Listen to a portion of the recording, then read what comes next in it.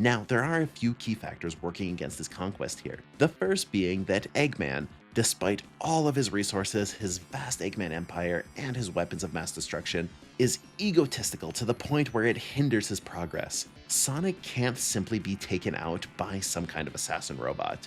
No, no, no. There needs to be multiple steps, and this robot needs to be a longtime childhood friend who is also a turtle. See, Eggman needs a certain level of flair to everything that he does, and he needs to be the one to personally do it himself. It cannot be someone else because he needs to demonstrate his superiority to Sonic.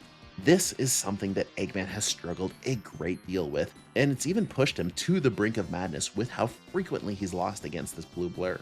This leads us to Eggman's biggest issue when taking out Sonic, and that is that Sonic has become literally a conduit of chaos. After years of using Chaos Emerald's powers, Sonic has basically become protected by plot armor that's been written directly into the story, and that is Chaos Energy, which has made him nearly impossible to counter. Emphasis on the nearly.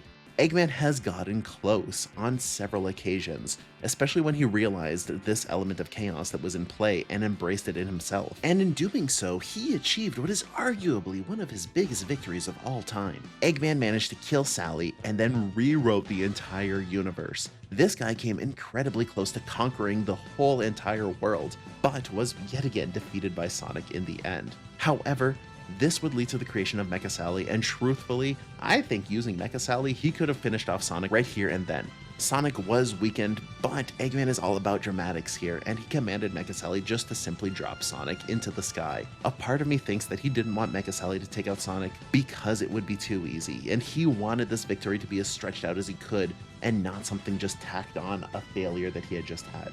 It's also important to remember that, like Mammoth Mogul, Eggman actually has defeated another version of Sonic in the past. See, what's kind of weird here is that this version of Eggman that we've been talking about is actually from another universe in which he was originally known as Robo-Robotnik.